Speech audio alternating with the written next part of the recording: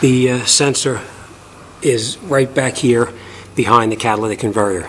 Bank 1 sensor 1 on this particular car is up in the front of the pipe that connects up to the front of the engine, and the sensor number 2 is the real one that's after the catalytic converter. So a couple of different tools you can use to take it out. They make quite a few different ones.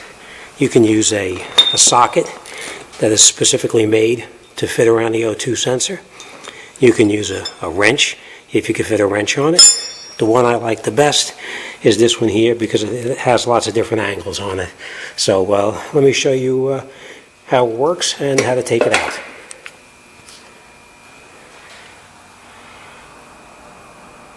First thing I'm going to do is we're going to remove this harness up in here.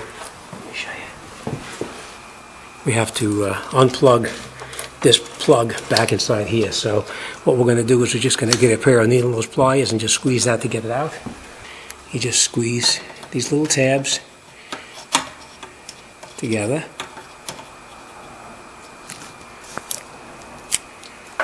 And then we're just going to unplug it from right back here. And you just lift this tab up and you just pull it and you can remove it like that. And what I was telling you about this tool here, I like this because you go up and over the top of the wiring like this. And you just break it loose, take it out, and then you just unscrew it out by hand.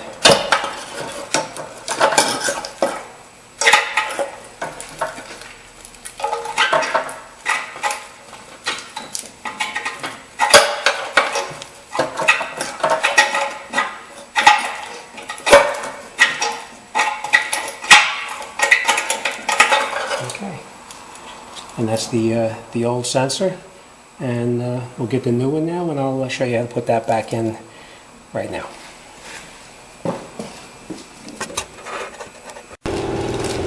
Okay, now that we got the replacement sensor, you're going to see that the sensor comes with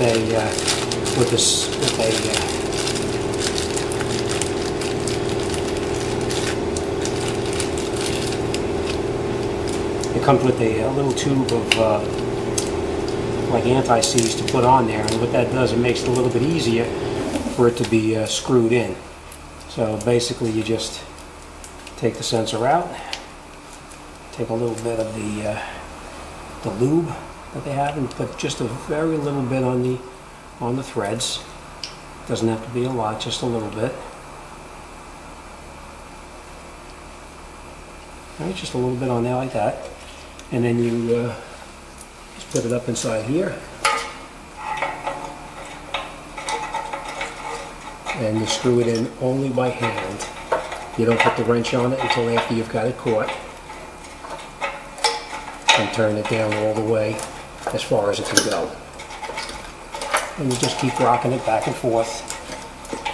And it turns all the way down.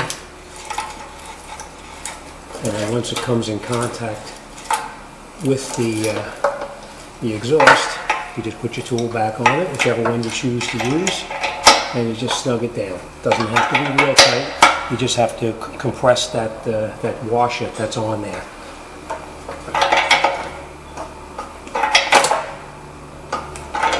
That's it. Have 2 sensors in.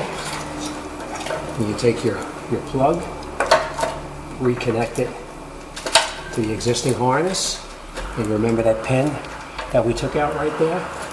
You're going to put it back through here so that it comes back down where it's supposed to, and it locks in place. And then you just tuck your wiring in so that it's not laying on the catalytic converter, and that's it. You're all set. We lower it down, start it up, and we'll see how it switches.